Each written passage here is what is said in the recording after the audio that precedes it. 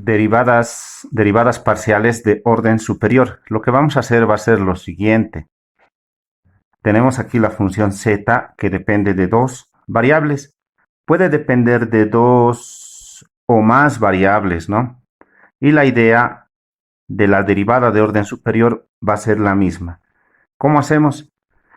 Primero, z, como depende de dos variables, tiene dos derivadas parciales. Primero z respecto de x y z respecto de y. Y sabemos que a eso lo vamos a llamar también en una notación también utilizada como f respecto de x. También se puede colocar como z respecto de x, es indiferente, f respecto de y. Continuamos. Esto ya es la primera derivada. Podemos colocar aquí, lo podemos colocar como la primera derivada. Primera derivada parcial, ¿no? Las primeras derivadas parciales. Las primeras derivadas parciales. Ahora, lo que vamos a hacer va a ser lo siguiente. Agarramos esta función y lo vamos a derivar la misma respecto de x nuevamente y respecto de y. Hay que aclarar que esto es una nueva función. Entonces, esa nueva función que vamos a encontrar también tiene sus derivadas. Y sus derivadas sería la segunda derivada de z respecto de x, ¿no? Y eso es igual.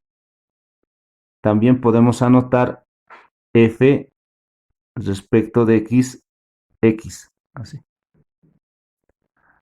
Aquí lo vamos a anotar, vamos a derivarlo otra vez, como vamos a derivarlo esta derivada, nuevamente, entonces vamos a escribir la segunda derivada de z.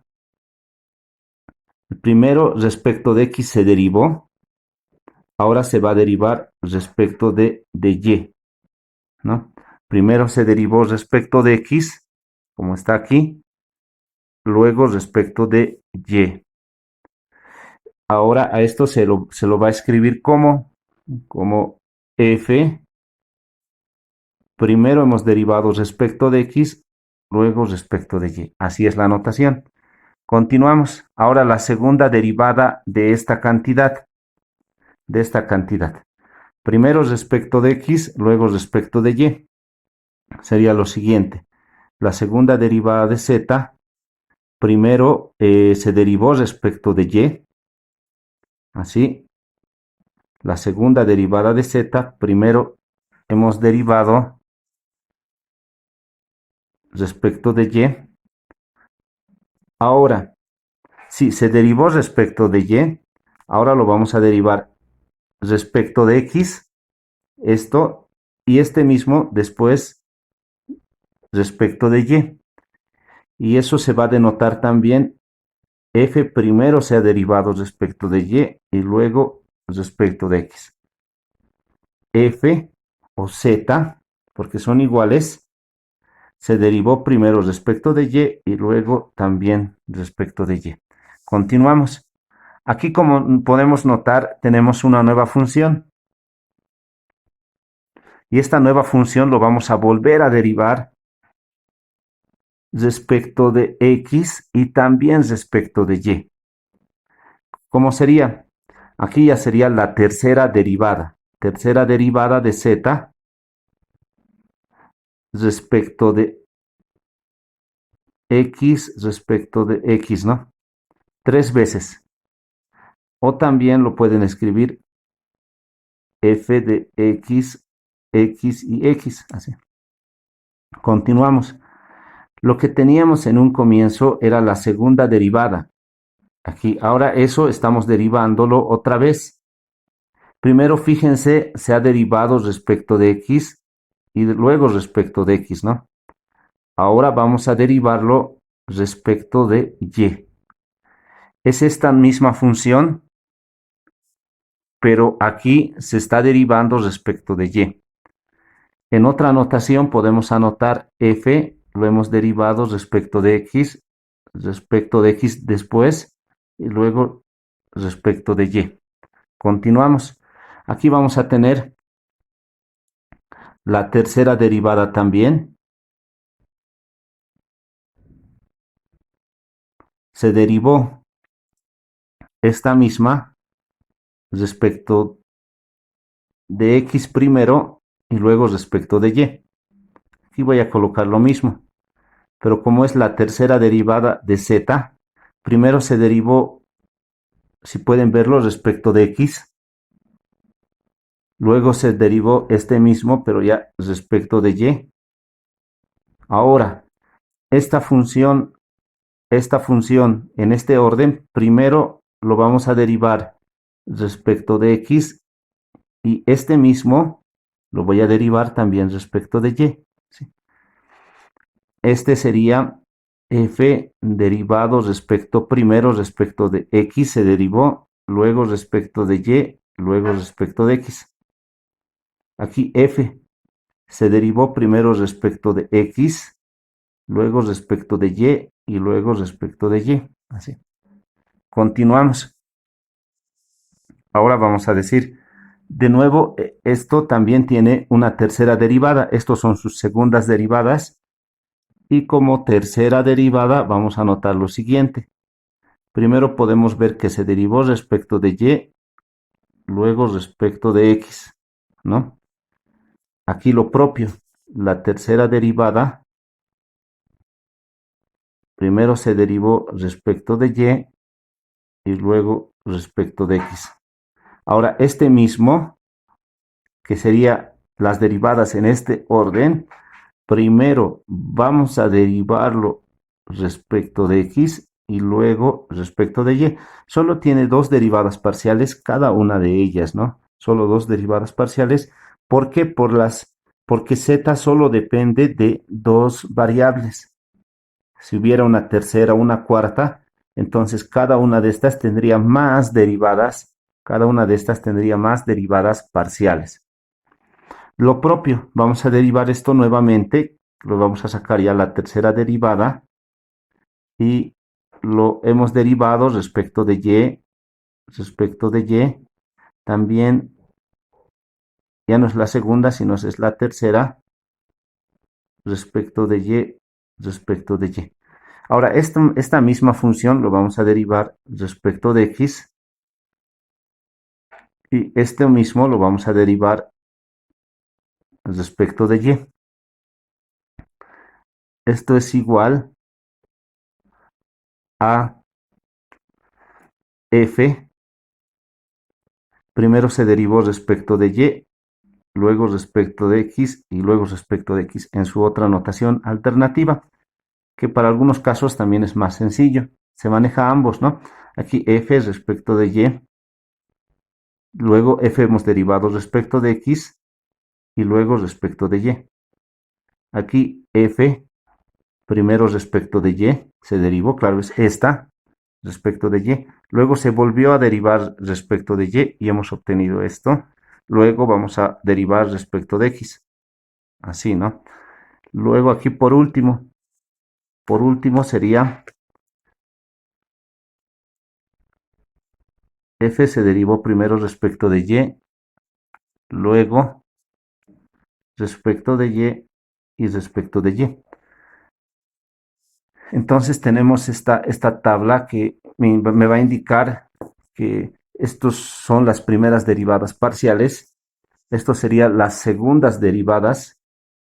Podemos anotar las segundas derivadas parciales.